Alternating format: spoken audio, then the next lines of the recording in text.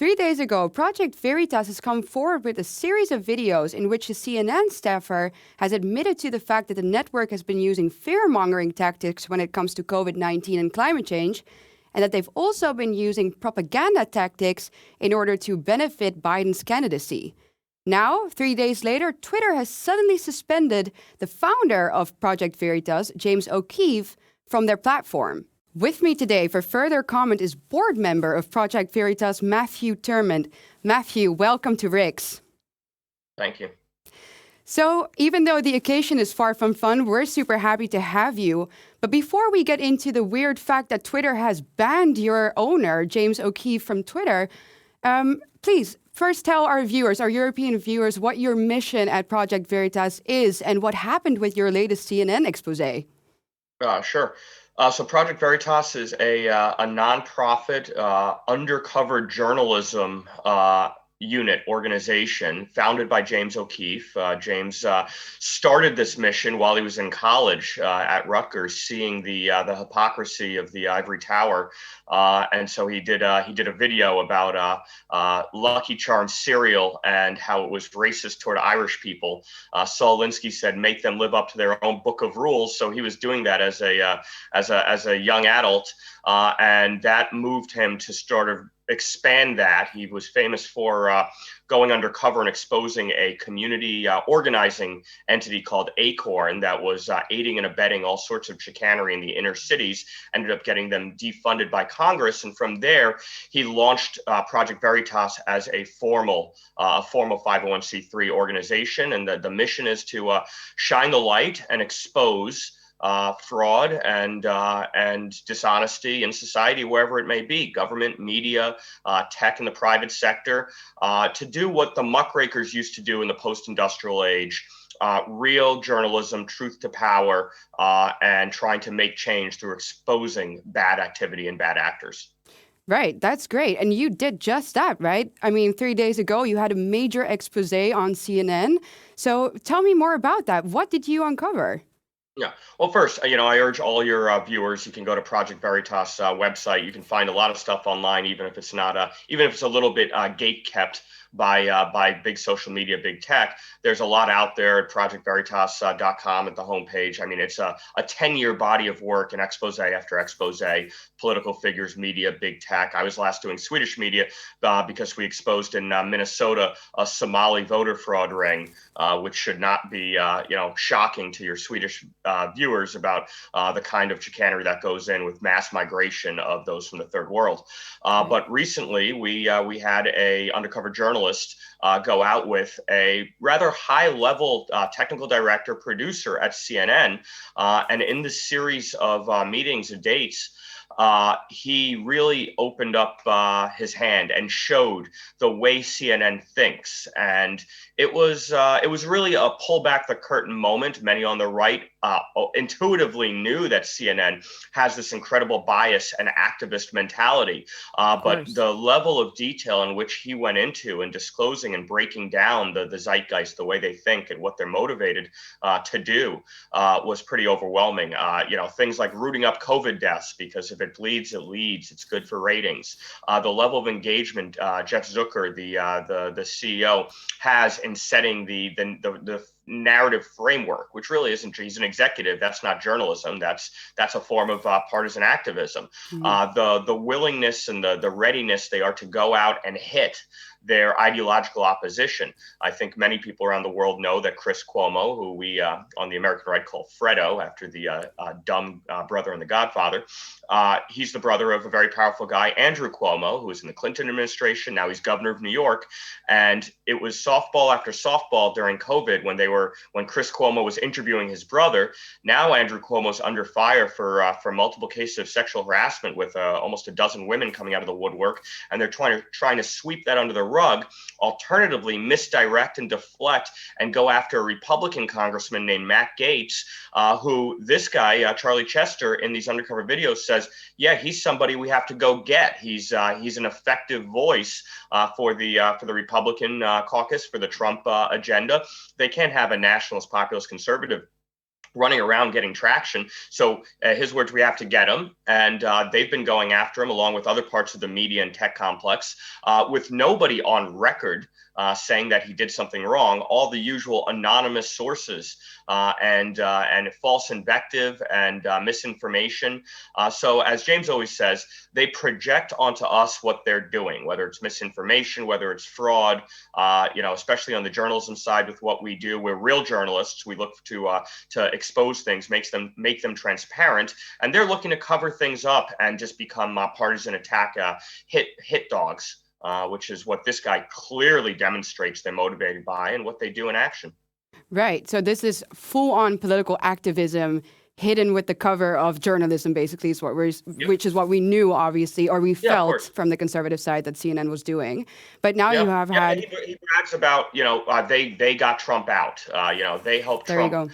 They helped Biden win. They were setting a narrative that he was this like cool, in shape geriatric with the aviator sunglasses. Meanwhile, anyone who would ever see him in his campaign period in 2020 saw this guy was, he was probably a few steps away from palliative care. Right. We've all seen him fall off the stairs 3 times, right?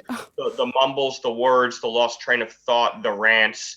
He's mentally, he doesn't seem stable. He doesn't seem like he's never played with a full deck. He's been saying stupid things for 30 or 40 years, but now it seems like there's a serious health issue in his degraded mentality.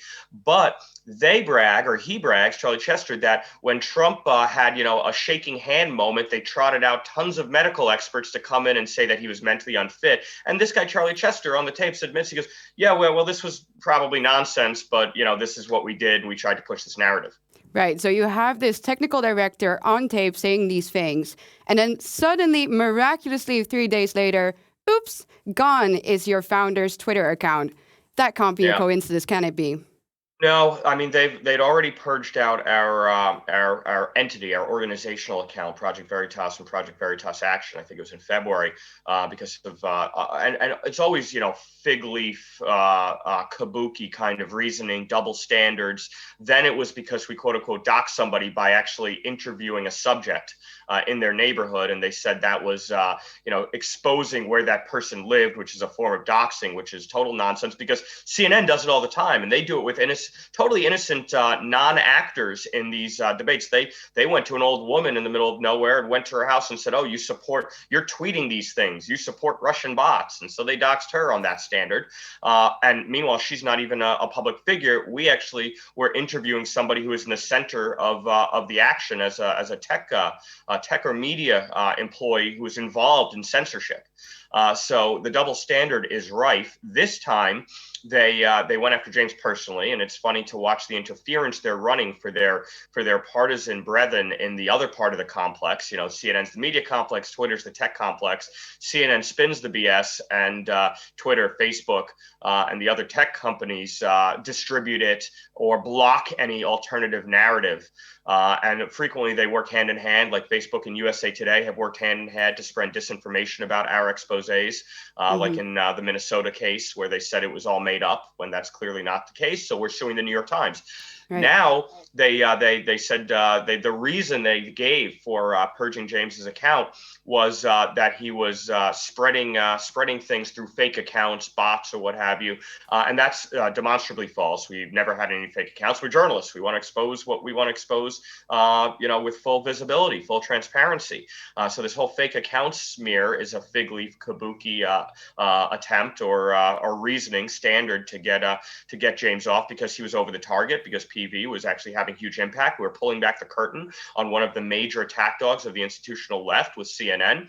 And we're now going to sue Twitter because that's defamation. They basically said we're engaged in fraud, which we can demonstrate to be false, and that's defamatory. What we need to also have a debate on is the discriminatory and discrimination aspect of it. If the government can force pizzerias in Indiana or wedding cake bakers in Oregon to have to serve a gay couple asking for a wedding cake, or whatever reason under a public accommodations clause, then how can Twitter get away with this sort of discrimination along ideological lines after we disprove their reasoning in the strict letter of their standards, because Hmm. that's false.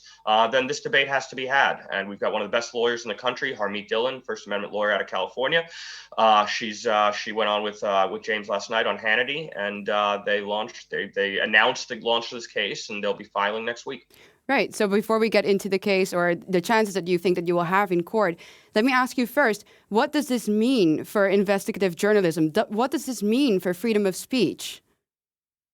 Well, it doesn't bode well in the near term because we basically had the town square digitized and privatized. And as such, those who have done it, who've created the technological mediums and mechanisms for distributing information, they can now weaponize that gatekeeping to prevent anyone they disagree with, any ideological opposition, from accessing the digital town square. And that is, they've made themselves, just by de facto utilization, a utility, a public utility. And the media as well was considered for generations to be some sort of quasi-public private utility. The whole philosophical idea behind the Fourth Estate was, truth to power, who's going to, hold those in power accountable. But now when you have this sort of monolith with the institutional left in government, in education, in the world of think tank and public policy organizations and NGOs, in big tech, and in the entire mainstream press, you've got this sort of oligopoly with monopolistic thinking that is a huge threat to pluralism, which is what free civilization society, Western civilization, is built on, is a plural society where minority views and majority views have equal right to spread those views in the ecosystem, in the free market of ideas. And Right. that is very much a threat. Because we're seeing now that big tech is censoring all sorts of people. I mean, even the former president of the United States has been banned off of their platform. And we still see people, especially libertarians, argue, oh, but Twitter, Facebook, they're all privately owned. So, they shouldn't be subjected to government regulation. I mean, I can clearly hear that you think there should be some. So what should Absolutely. these regulations look like? Well, first, they've got this, this legacy, long, 20-something-year-old, and the advent of the internet, the FCC and telecommunications legislation and regulation, the Section 230 exemption on the big tech side, from being held accountable to the editorial decision making they make. They claim to be publishers, where they just Mm. operate a platform, like basically being a printing press company, where I just print up what somebody pays me to print up. But in reality, what we're seeing with actions like this, and Trump, while president, had his Twitter account. He had the turnover of power had not yet occurred, and they already got him out because his ability to break through with narrative to his base and to the country and world at large about his perspective, that was a threat to the coercion that they were engaged in, where vis-a-vis the election, the frauds that occurred during the election, the insurrection, quote unquote, all of this stuff. But the Section 230 exemption, that needs to be repealed. They are making editorial decision making every moment of every day, and who they ban. And I'm shadow banned, so there's not an equal treatment under their own standards and guidelines that they communicate to the world at large. So they're involved in fraud, they're involved in duplicity, and they're hiding behind this one piece of legislation, as well as their guidelines and standards that are dishonest. I mean, there's an antitrust component to that as well. If you're lying to everybody about what your standards are, and really behind the curtain there's a double standard, then that has serious legal ramifications as well under equal accommodations clauses. So it's the threat that they pose to free debate is robust. Hopefully, these court cases. And not just with big tech, but with media as well. Media, as it's migrated from reporting news to trying to shift viewpoints and set narratives and become this part of this partisan monolithic machine of the left, the defamation is just, it's rife everywhere you go. It's defamatory what they do. So we need the standard is clear in constitutional law. It's very, very clear, but we need a new enforcement, a new era of enforcement of defamation. The Nick Sandmann case, the Covington, Kentucky kid who was smeared because it was expedient to try and paint a kid in a Trump hat as a racist, even though if you zoomed out, you saw what really happened. Right. They knowingly, maliciously spun a narrative to serve their agenda, much like Charlie Chester on CNN says, we support BLM, we want to help BLM. It's a shame that there's so many attacks of Black on Asian. Well, that doesn't serve our narrative, so we won't highlight that. We're going to cherry pick and look for that which does. That's incredible. So, I mean, we're at a serious existential crisis level with tech and media colluding to subvert truth and really cement their oligarchy. Absolutely. And a dishonest, exploitive oligarchy. So how do you view your chances in court? I think very good. I mean, I think we got in New York Times, we got past motion to dismiss, which means we now can engage in discovery and go through emails and demand documents, and the court will back us up on obtaining those. So we'll have subpoena power over what the New York Times communications internally were, and we know that there was malice. Just looking at the timeline of their refutation of our truthful expose, that was as transparent as could be. It was video proof of crimes going on, and they tried to spin that. Well, we're suing them for defamation around that hit piece, and we got past the motion to dismiss, so we're in a very strong position now in that case. And I think the same thing with Twitter. They said something that was demonstrably false and that has public reputational ramifications when they said that James, well, on a personal basis, was operating fake accounts to spread misinformation, which violates community standards. That wasn't happening. He's got one account with erstwhile 1 million followers. Now it's been purged or taken down, at least for the time being. They say permanently. Look, they wanted to get him out for a long time. They were looking for any excuse, and this is not a real excuse. This is absolutely fraudulent on their part, but they needed to act fast because we were over the target. We were exposing one of their big partisan monolithic weapons in CNN. I don't doubt that many hundreds of thousands, if not millions of people now who might have had a modicum of trust in CNN, seeing this curtain pulled back, are rethinking and reevaluating their view as to at least this media apparatus and hopefully the entire mainstream apparatus. Right. Well, we definitely here at RIX hope that justice will be served. What can people at home do to support you? Well, certainly the spread of information is key. We're in information wars, always. It's what version of truth gets out there. And if people whose eyes are open, who see that there's coercion going on, do nothing, then the CNNs and the Twitters of the world win. They get to embed their narrative with no pushback. So certainly always push back, share our videos, make comments, fight with your friends on social media using evidence. Using proof. We've assembled it. We put it together. Use it. Use it to open more eyes as to the fraud that's being perpetrated in these information wars by these monolithic partisan apparatuses working in concert and colluding to subvert truth. We need to fight back. Obviously, those in the U.S., public charity who can support Project Veritas, they should. I mean, it's one of the most effective organizations, probably at this point, the most effective organization in the left-right philosophical battle and culture war. So just, never give up the fight. Do not roll over. If somebody says something that is wrong, don't just shrug and say, well, I can't get into a fight with the left because, my job or the political correctness in society. If that occurs, then, we give up and we lose, and we're probably a generation away from gulags. My father was an anti-communist dissident. I am very well versed in the mechanisms of the left, starting from, Marxism and Bolshevism to the mainstream countercultural leftist revolutions of the 60s. And now those revolutionary radicals run the institutions, education, media, their progeny tech, and we cannot cede ground to them. We also can distribute information through, at least for now, the internet, the pipes that exist to distribute information. We need to use that, and we need to fight back. Well, that situation is definitely no different here in Europe. So thank you so much, Matthew, for being on RIX, and we wish you all the best of luck with the fight for truth. Thank you so much. Thank you so much.